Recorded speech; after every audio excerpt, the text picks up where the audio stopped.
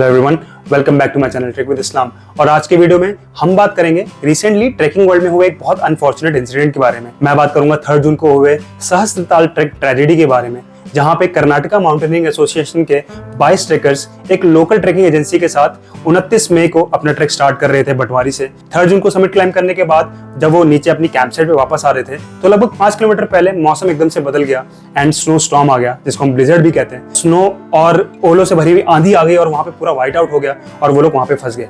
Unfortunately 9 लोगों ने अपनी जान यहाँ पे गंवा दी एंड 13 लोगों को IAF यानी कि इंडियन एयरफोर्स और SDRF की टीम ने वहां से रेस्क्यू करा अगले दिन। ये एक बहुत अनफॉर्चुनेट और एक बहुत रेयर इंसिडेंट है जिसने पूरी ट्रैकिंग कम्युनिटी को हिला के रख दिया है। My condolences to all those 9 trekkers who lost their lives in this tragedy.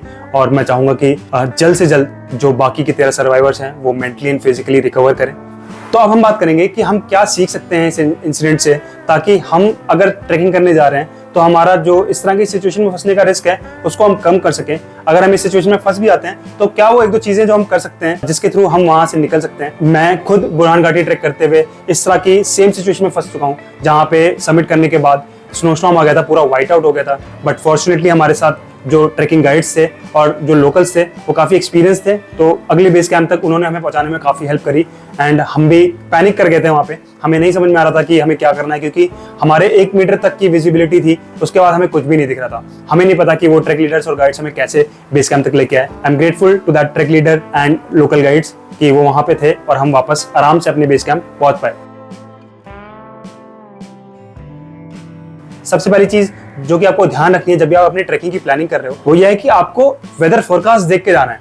आपको ये देख के जाना है कि जिस एरिया में आप ट्रैक करने वाले हो वहां पे पिछले 1 महीने में या पिछले 1-2 हफ्ते में कैसा मौसम रहा है, और आप फोरकास्ट देख के जाओ कि आगे आने वाले 1-2 हफ्ते या फिर 1 महीने तक कैसा वेदर रहने वाला है। अगर आपको बिल्कुल भी ऐसा पॉसिबिलिटी लग रही है कि वहां पे मौसम बदलेगा या फिर खराब होगा तो प्लीज आप अपने ट्रैक को अगले महीनों के लिए पुश कर दीजिए एंड ऐसे मंथ में ट्रैक कीजिए जहां पे मौसम खराब होने के चांसेस बहुत कम हो। सो मैंने पिछले 1-2 साल में ये चीज ऑब्जर्व करी है कि पहाड़ों पे मई जून के मंथ में स्पेशली बहुत ज्यादा कंटिन्यूअस बारिश होती रहती है एंड ऊपर की तरफ ज्यादा हाइट पे, ज्यादा एल्टीट्यूड पे बहुत ज्यादा स्नोफॉल होती है। तो अगर आप ट्राई कर सकते हैं कि मई और जून का जो मंथ है उसको अवॉइड करें, आप मानसून जुलाई और अगस्त को भी अवॉइड करें क्योंकि वहां पे तो बारिश होनी ही होनी है। आप ट्राई करें कि आप पोस्ट मानसून यानी कि आप ऑटम वेदर में सितंबर और अक्टूबर के मंथ में अपने ट्रैक्स को प्लान कीजिए, क्योंकि वहां पे आसमान के साफ होने के चांसेस बहुत ज्यादा होते हैं एंड मौसम खराब होने के चांस बहुत कम होते हैं, स्पेशली जब आप उत्तराखंड एंड हिमाचल में ट्रैक कर रहे हो। तो मैं पर्सनली सितंबर और अक्टूबर प्रेफर करता हूँ क्योंकि वहां पे मौसम काफी ज्यादा खुला रहता है एंड इस तरह के जो सिचुएशन में उसमें फंसने के जो चांसेस होते हैं वो काफी कम होते हैं ऑटम वेदर में।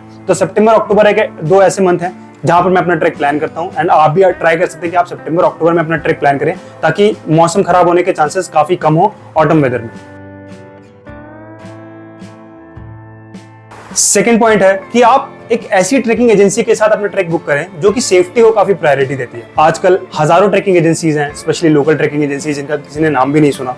उनके पास अवेलेबल रिसोर्सेज नहीं होते, उनके पास टूल्स नहीं होते, उनके पास वॉकी टॉकी तक नहीं होता कि अगर आप इस तरह की सिचुएशन में फंस जाएं तो वो अपने बेस कैंप पे या फिर किसी को भी कम्युनिकेट करके बता पाए कि आप इस सिचुएशन में फंस गए एंड आपको वहां से रेस्क्यू करना है। तो आप ऐसी ट्रैकिंग ऑर्गेनाइजेशन के साथ ट्रैक करें जो कि सेफ्टी को बहुत प्रायोरिटी देती है, क्योंकि बहुत सारी ट्रैकिंग एजेंसी सिर्फ पैसे कमाने के लिए ट्रैक्स को ऑर्गेनाइज करती हैं, बट बहुत सारी ट्रैकिंग एजेंसीज ऐसी भी हैं जो कि आपकी सेफ्टी पे बहुत ज्यादा ध्यान देती हैं। उनके पास सारे टूल्स एंड रिसोर्सेज होते हैं। सो मैं किसी भी ट्रैकिंग एजेंसी का नाम नहीं लूंगा यहाँ पे। आप ट्राई करें कि ऐसी ट्रैकिंग एजेंसी ढूंढें जो थोड़ी पॉपुलर हो, जो थोड़ी सेफ्टी पे ज्यादा ध्यान देती हो, भले उसके चार्जेस थोड़े से ज्यादा हो, क्योंकि आपकी लाइफ बहुत ज्यादा इंपॉर्टेंट है। अगर आप इस सिचुएशन में फंसते हैं तो इस तरह की जो ट्रैकिंग एजेंसी होती हैं उनके जो ट्रैक लीडर्स होते हैं वो काफी एक्सपीरियंस्ड होते हैं, वो प्रोफेशनल होते हैं, उनको पता होता है कि इस सिचुएशन में उनको क्या करना है एंड आपको किस तरह से रेस्क्यू करके अगले बेस कैंप पे लेके आना है। और अगर आप किसी लोकल ट्रैकिंग एजेंसी के साथ जा रहे हैं तो आप उनके साथ कंफर्म करें कि उनके पास सारे जो रिक्वायर्ड टूल्स और रिसोर्सेज हैं वो अवेलेबल हैं कि नहीं, उनके पास वॉकी टॉकी अवेलेबल है कि नहीं, उनके पास जो मेडिसिन हैं अगर आपको जरूरत पड़ती है, अगर आपको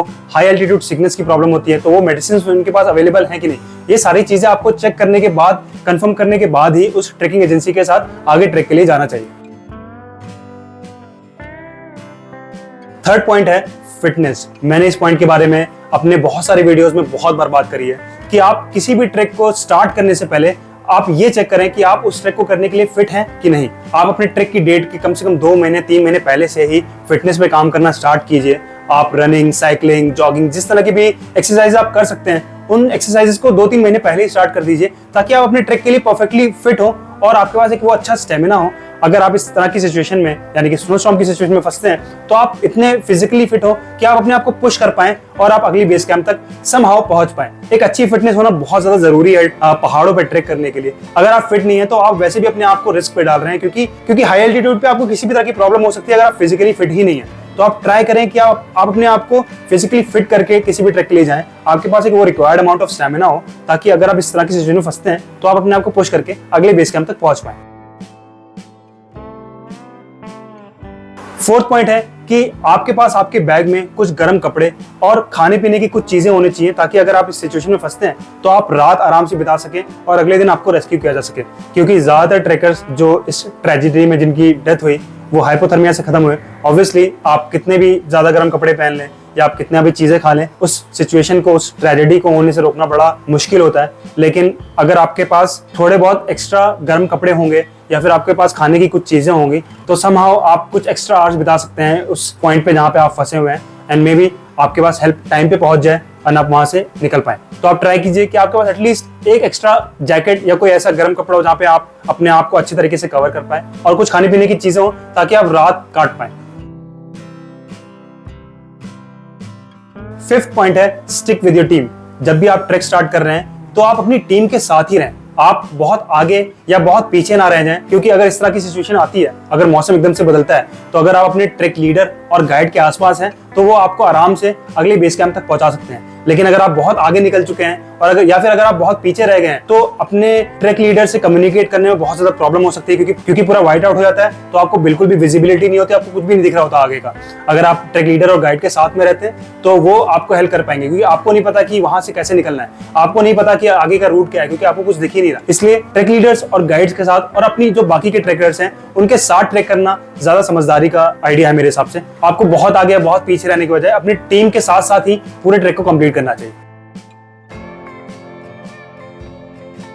सिक्स पॉइंट है टाइमिंग ऑफ द ट्रैक, यानी कि आपको अपने बेस कैंप से अर्ली मॉर्निंग जल्द से जल्द निकलना है ताकि आप सबमिट करके डे लाइट रहते आप अपने बेस कैंप पहुंच जाएं। पहाड़ों पे आफ्टरनून और इवनिंग में मौसम बहुत जल्दी बदलता है, स्पेशली समिट के आसपास मौसम आफ्टरनून के टाइम पे ही बदलता है। जब हम बुरहान घाटी ट्रैक कर रहे थे तो हम 1 बजे के आसपास समिट पे पहुंच गए थे और 1 बजे ही मौसम पूरा बदल गया था।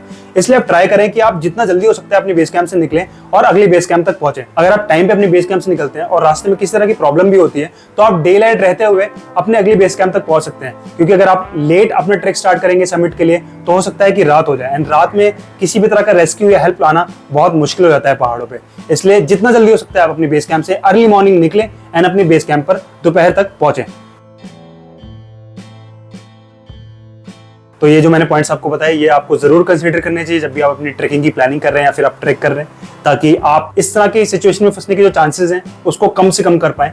और अगर आप इस सिचुएशन में फंस भी जाते हैं तो आपको पता हो कि 1-2 चीजें आप छोटी छोटी क्या कर सकते हैं, क्योंकि जब आप सिचुएशन में फंसते हैं तो दिमाग आपका वैसे भी काम नहीं करता। तो अगर आप थोड़ा पेशेंस रख सकते हैं, जो कि रखना बहुत मुश्किल है। मैं खुद पैनिक कर गया था जब मैं इस सिचुएशन में फंसा था, तो मैं समझ सकता हूँ कि इस सिचुएशन में क्या होता है, एंड वो बहुत स्केरी सिचुएशन होती है। कोई भी उस सिचुएशन में जाना नहीं चाहता, एंड अगर आप फंसते भी हैं तो आप अपने ट्रैक लीडर और जो गाइड्स हैं उन पे ट्रस्ट करें, उनके साथ रहें और उनके साथ अपने बेस कैंप पे पहुंचे। So that's all in this video. I hope आपको इस वीडियो से कुछ ना कुछ सीखने को मिला होगा। तो मैं मिलता हूँ आपसे अगली वीडियो में, तब तक के लिए आप अपना ख्याल रखिए, हंसते रहिए, मुस्कुराते रहिए।